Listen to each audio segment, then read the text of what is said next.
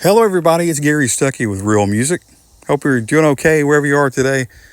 But get excited because on today's show, I've got the lead singer and keyboardist for Styx, Lawrence Gowan, is here talking about his current tour with Foreigner and John Waite, the Renegades and Jukebox Heroes tour. Got a live album out. Got to talk about that and the shows and how it's been going.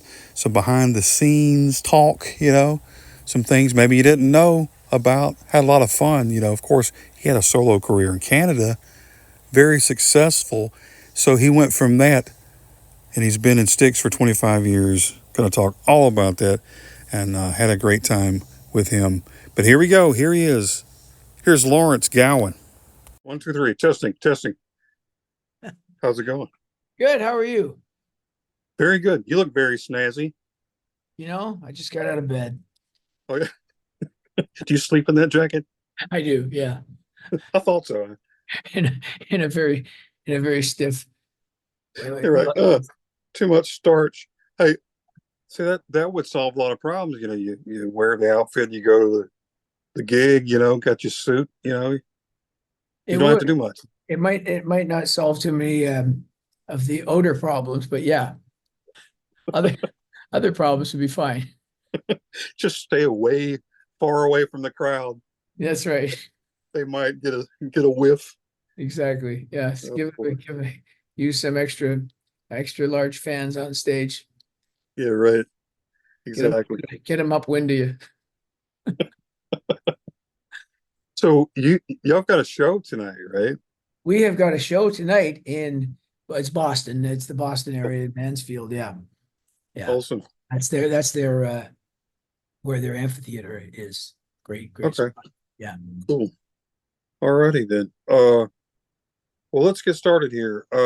Yeah. And speaking of the show now, what's your regular routine for a show? Do you have to have the M&M, the chocolate M&Ms, or what you got going on back there? We are we are surprisingly healthy for the most part. There's a lot of fruit and veggies back there. Catering is usually a very well balanced meal. You see, at a certain point, Gary, you have to address the M&Ms in the room and kind of say, you know, if we want to keep doing this at the level that we are, and we love doing it, then we got to look after our health. So no, but there are still, there'll be the odd pizza and a few beverages that don't necessarily qualify under the Food and Drug Administration as being the most healthy, but for Yeah, the most part, you can eat well, you can sleep well if you just have to address these things, quite frankly. Yeah. sure. But as far as the M&Ms go, no, we accept all colors. We don't see color. That's good. That's very good. We're very progressive in that way. That's awesome. So Tommy Shaw, he is from Montgomery, which Yes. is right up the road from me. No Right up kidding. I-65, Yeah. about 85 miles north of me is where he Okay. grew up. Yeah. So there's that connection. Uh, so how do you so you guys, I mean, when you're gearing up for a show, you're hyped up, you're ready to go. What kind of just, gives you that energy to go on Okay. stage and Good perform? question. Good question. Because yeah, it's basically when we arrive at the gig. I'll walk you through from when we arrive. So today we'll leave the hotel here. We're actually in Providence, Rhode Island, and we'll drive up to Boston. We'll leave here, in the mid afternoon. Get there. It's usually a good dose of espresso coffee from the machines we have back there. Then we go to catering. But the 2 hours before the show, that's when everything kind of begins to the field begins to narrow. We we're in the dressing room or dressing rooms. We all have instruments set up in the dressing room. I've even got my piano right here, you see. Huh. We've got instruments in the dressing room, uh, all set up and ready to go. And about 2 hours before the show, so from we everyone kind of goes to their own instrument and begins to basically go through warming up exercises. So for me as the piano player, I go through all of the scales and chords and you know practices that I learned at the conservatory in Toronto, and I run through those every scale, you know, major, minor, just to kind of get my fingers ready for what's going to happen, so I don't have to worry about them anymore. They know what they're doing, hopefully, for the most part. Right. And then the next phase of it becomes the all important what are we wearing tonight, you know, and we kind of, you know, everyone's got their wardrobe case and we're all kind of side eyeing each other to see who's wearing what so we don't wind up in the same dress, and which is terribly embarrassing. Of um course. and that's kind of a in a weird way, it's not just about the clothes, it's about the combined focus of the fact that the show is going to start in about an hour. You know, we're down to Yes. that. Once we're kind of suited up, boy, we look so much better. You know, we really clean up well. And we all kind of look like we're ready to lean into something of significance. And the next phase is we basically go through a group vocal warm up. So it's everyone together. We'll do a full warm up. It usually takes anywhere from 20 minutes to half an hour sometimes. Um, Getting the voices to kind of harmonize and tune, listening to everybody else, and kind of getting that kind of mindset that we're about to do a concert, you know, and make this as great as we possibly can. That kind of concludes very quickly. For me, my eye drops go in, I get a cup of tea. We get backstage usually about 5 minutes before the show starts. So we hear the song in the hall. And then it's basically everybody's doing little calisthenics, kind of trying to get themselves, their blood running and ready to go on. So by the time we hit the stage, we've had plenty of preparation throughout the day.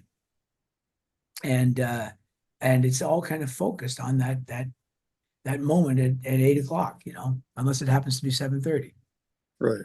And that happens sometimes too, right? Sometimes that happens, yeah.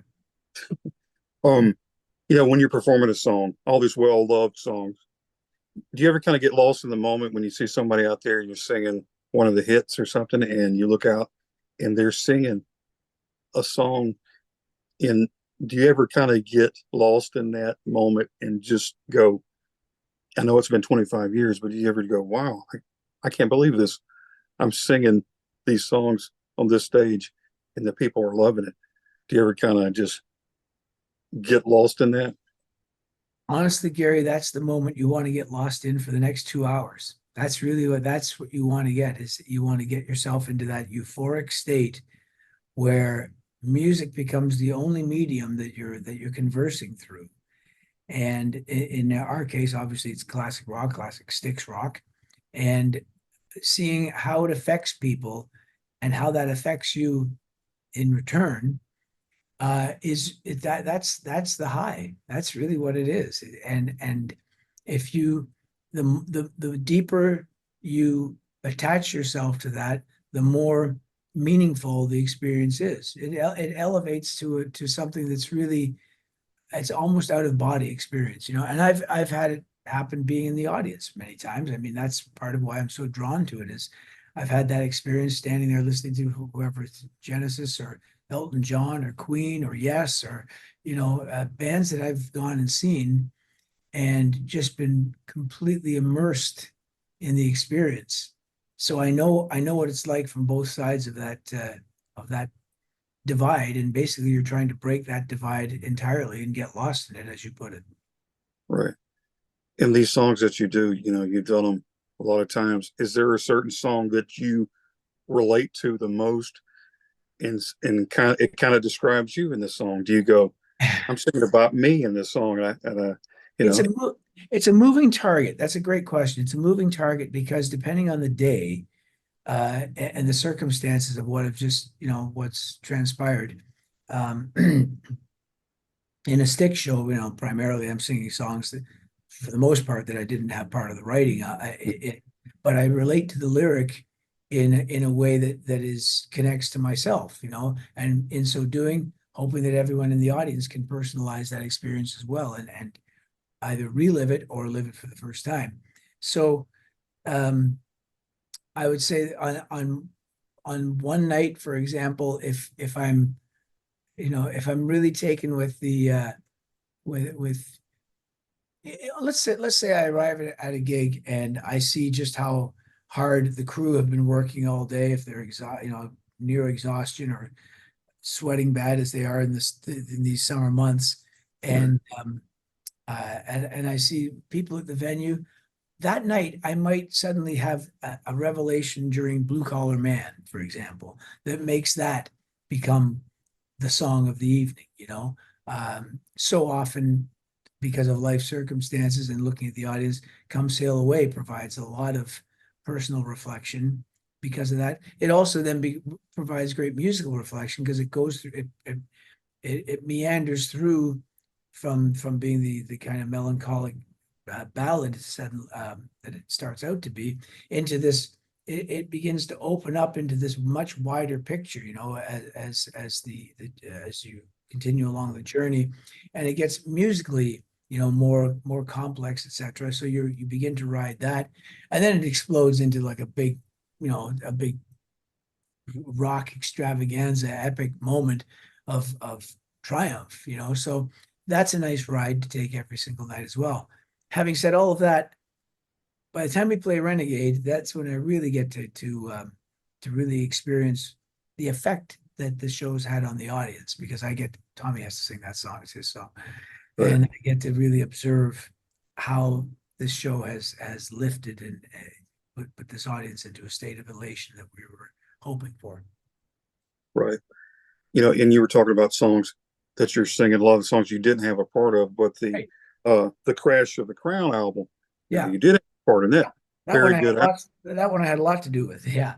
So "Crash of the Crown" is a song that I particularly like. I mean, it's a three-way co-write between myself and Tommy Shaw and Willie Vankovich. And the opening part of the song, the opening lyrics that JY sings, and I like that because we sometimes write something that someone else in the band will sing. So JY starts that song off. Then Tommy and I kind of trade off vocals in the middle section, goes through a bit of progressive thing, and then a part that he and Will wrote at the end, I get to sing. So it's a one song in which there's three separate lead voices that all take a swing at it, and it has those lovely sharp angled turns that a Styx song can often have, where it's got a great pop sensibility, but it has a couple of twists in there that relate to the progressive side of the band. That the two of them kind of, it keeps the entertainment ball in the air as far as I'm concerned. Yeah. Awesome. Yeah. I know you're proud of that album, and I mean, you've been around long enough to get used to how everything works, and you feel Yeah. comfortable on everybody. But tell me this now: you've got your brother now Yeah. playing bass. Now, did you put in a good word for him? How did Did you say It's this funny. guy here? It's funny. First of all, yeah. And I didn't put in a good word for him. That's what's really weird. I Put in a bad word. when it suddenly was being discussed, I didn't put in a bad word either. I had to basically, when asked who do you think could do this on and we had a short window to accomplish it. I did say, well, if we need someone to kind of interim quickly, my brother could fill in really quick.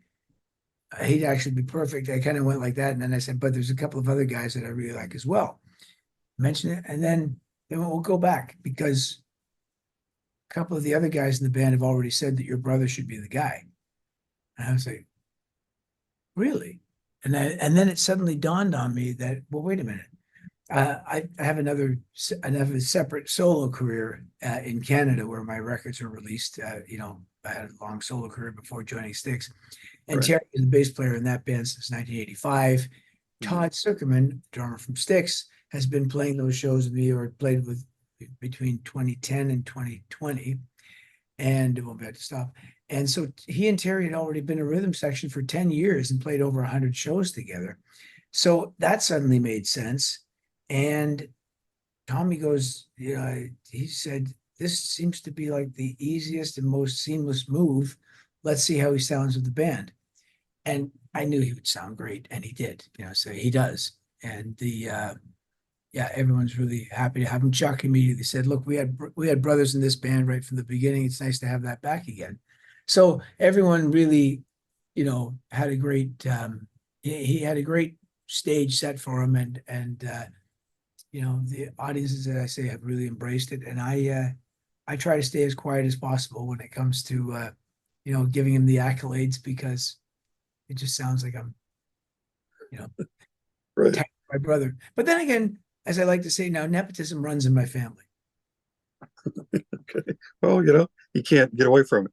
No. Uh, well, talking about your solo career now, Yeah. and I find it interesting. You were big time, uh, big star in Canada. Why did that translate to America as much to a degree? Because you should be like Brian Adams. You should have been big Yeah. over there, and just going to come over here. And Yeah. what was That's the that's what that's was the the big problem?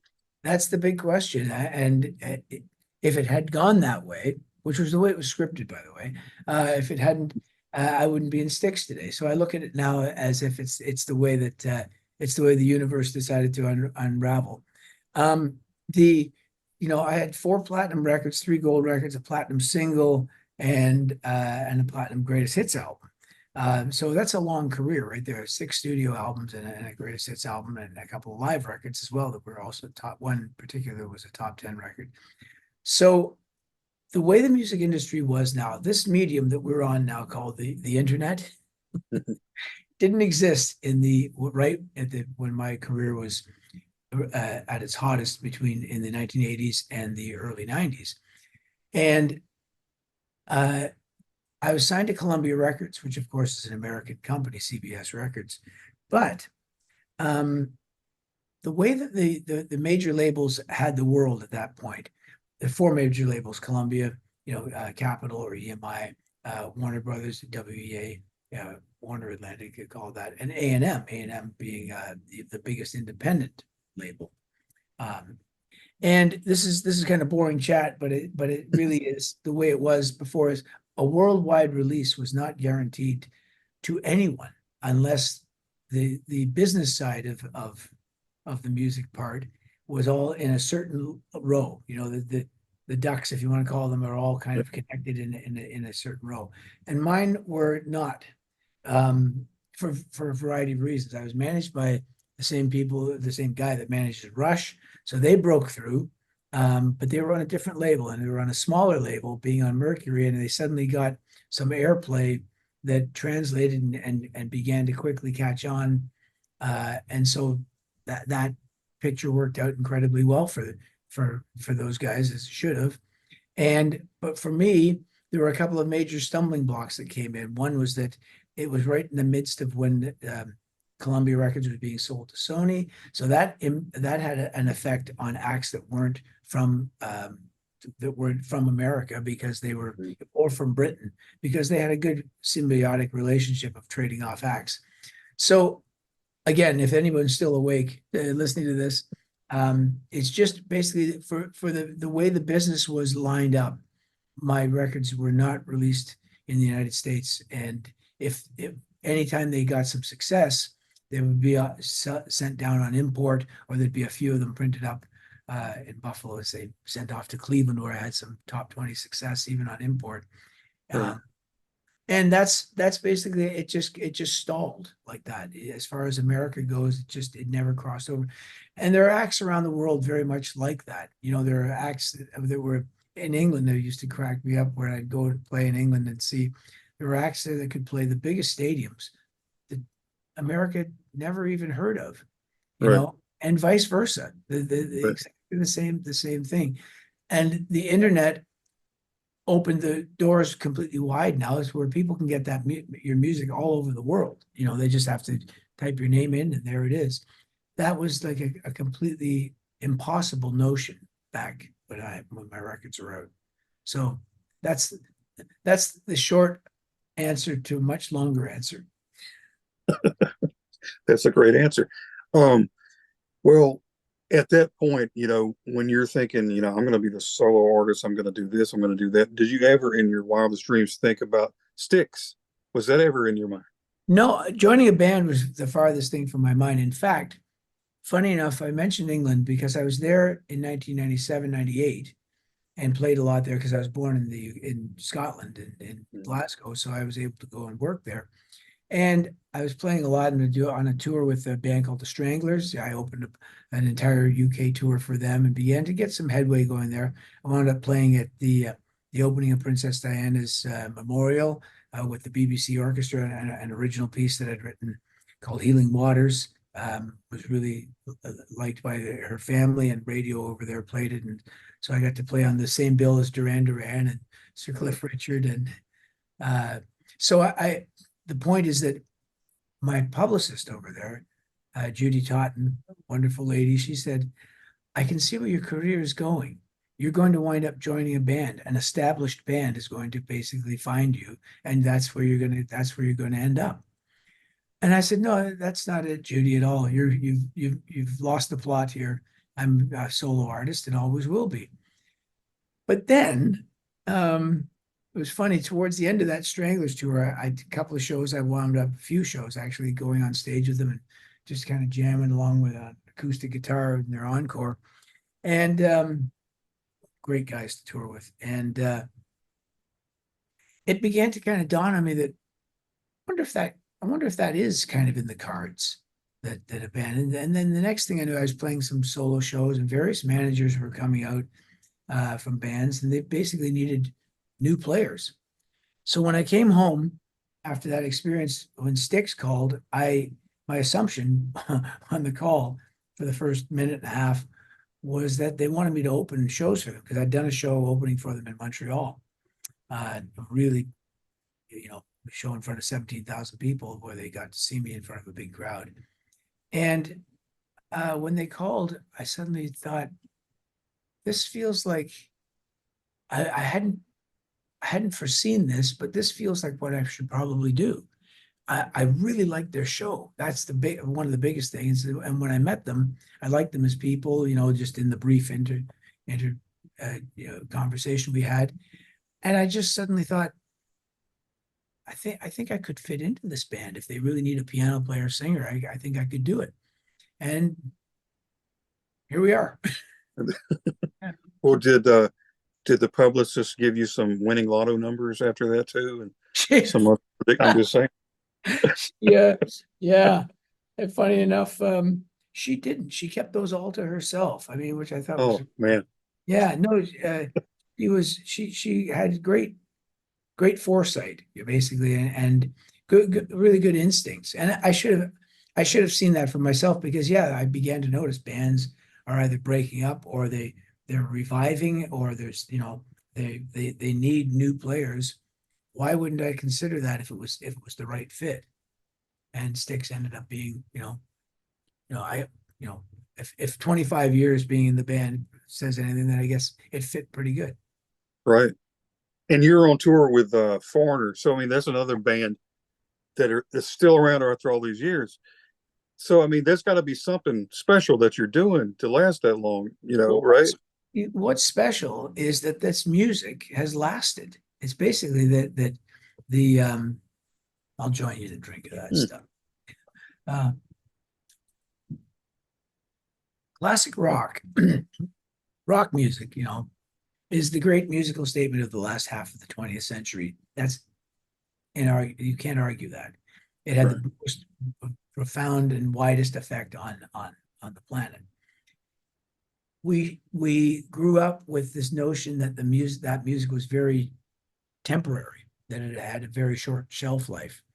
And as it turns out, that has not been the case. The melodies, the lyrics, the presentation of it, what a rock concert does to people, as we just discussed earlier on there, all these things have withstood the test of time and proven themselves over and over, to the point now where half the audience on any given night are under 40 years of age, and most of them are under 30. So they've discovered this music.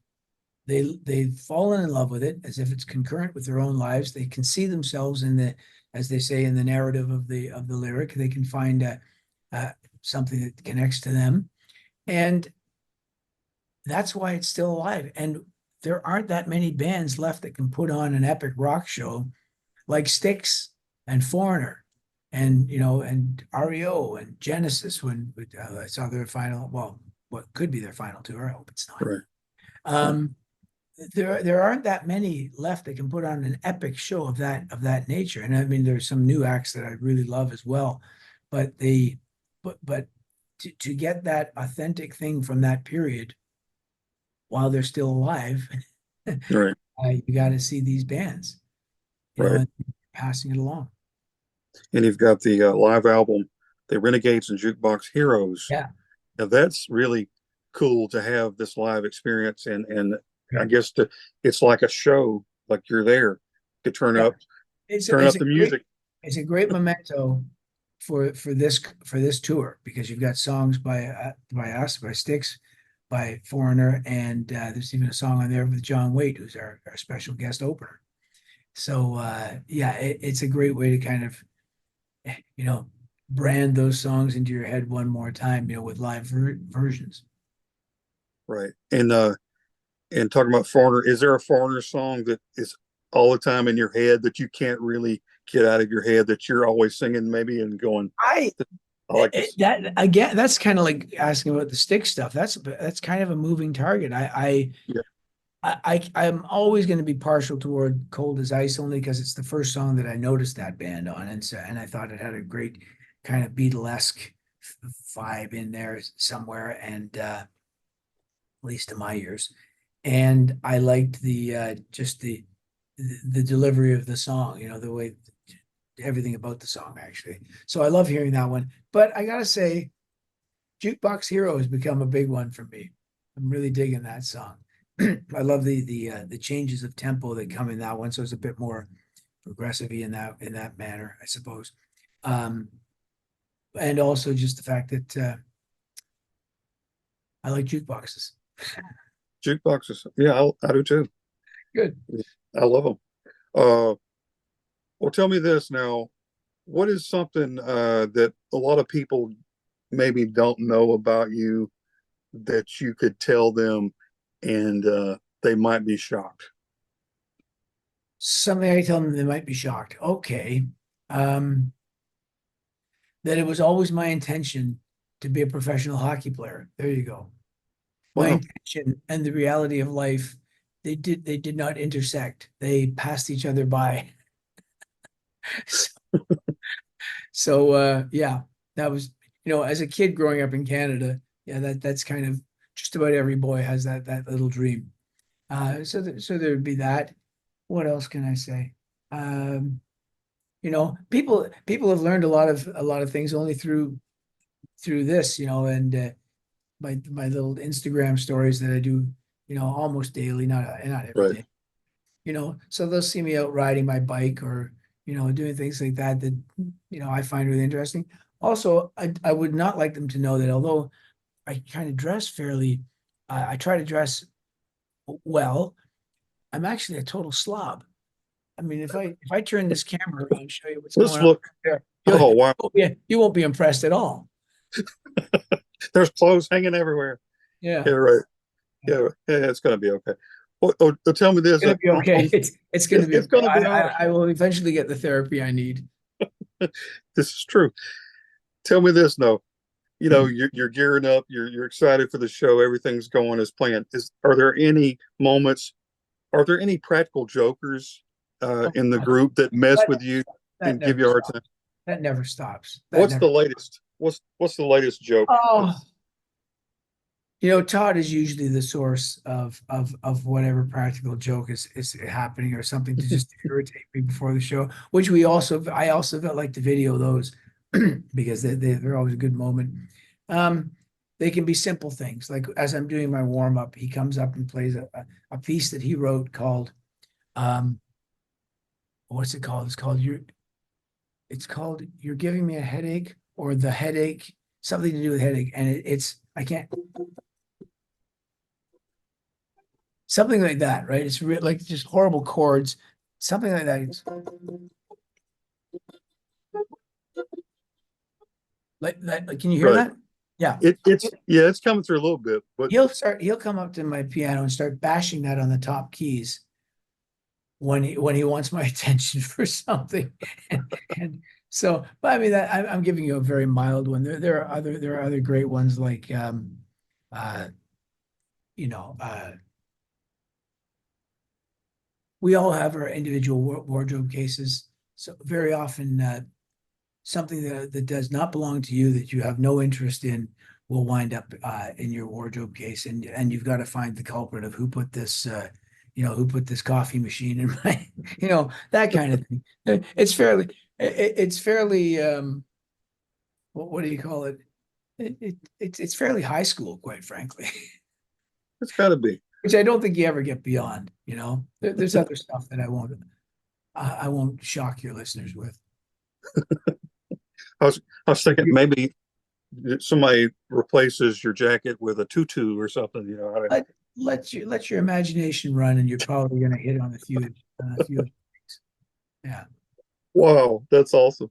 Well, you're going to be playing. I know you're going to be playing in my area very soon. I have to make it to the Orange Beach. Yeah. Up, Yeah. Orange Beach is coming up. Couple weeks, 2 weeks. 2 weeks from now. Yeah. Okay. I don't have the date in front of me, but yes, that's where we resume, because we've got 3 in a row starting tonight. And then we're going to take a break for a week, and then we're going to start again. And Orange Beach, I think, is one of the first ones there. So Georgia, great. It's Georgia, Awesome. right? It's Alabama. Yeah, South Alabama. Orange Beach is Close. Alabama. Okay. Very close. Very close. I won't. I'll edit that part for something else people should know.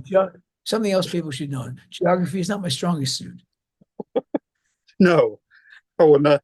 Hey, but you're from Canada. You're not supposed to know all that stuff. You're not supposed to know. We should know a bit more. I mean, when I say we, I'm using the royal we, I mean me. I had to look up. Watching the Olympics, there's been a good number of countries I've had to look up where they are, which is good. You're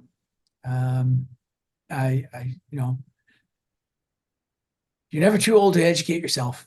So there's always something to learn. Get back to school, you senior rockers. That's right. That's going to be a tutoring session later, right? I think before the show. I could use that. Well, I appreciate you talking with me. I won't keep you too long, but I do appreciate your music. Great job with the band. I love to hear your music and Crash the Crown. I love that album. Well, Crash of the Crown, the fact that record got to #1 on the Billboard Rock Album chart shortly after it was released in 2021, that I think that's the pinnacle of our success as in this lineup, because we worked hard on that record. We were very pleased with it when we finished it, and for a band to be around half a century and have that still going is something to be grateful for. So, and we are. And what about new music? I know you're probably working on stuff all the time. So, give me a sample. It's giving me a headache. We've got that song already. We've got plenty of new songs, and we just need the time. She'll probably begin toward the end of this year when we really start, put the shovel in the ground and start really recording some of our new material. Awesome. I'm looking forward to that. I'm looking forward to all your stuff. Well, thank you so much for talking to me today. Gary, great talking to you. I love your logo behind you there, and the lightning. Thank you. This like that? I like it a lot. But when you sit in the middle, it's like lightning bolts are shooting out of your head. I'm on fire. It's my brain trying to think of all these questions. The questions and like the kinetic energy that's going on there. Really, I really like it. Good artwork, as opposed to the generic hotel room that you're seeing here. As opposed to the underwear on the bedpost. No, I'm kidding. It's disgusting. Made you look. No, I don't know. I'll go work on that first before I get on my geography course. Yeah, right. That's coming up soon. Okay. Orange Beach, Alabama. Orange Beach. I have to make it to that. Couple weeks. Gonna be great. Yes, sir. That's going to be awesome. Well, thanks a lot, and we'll see you out there. Pleasure, Gary. All right, man. Cheers. Bye now. Bye. And there you go. Lawrence Gowan, lead singer of Styx, right there. Head on over to Styx's website for more information and how you can order that new live album and see where they're playing near you. And until next time, everybody, always remember to keep the music real.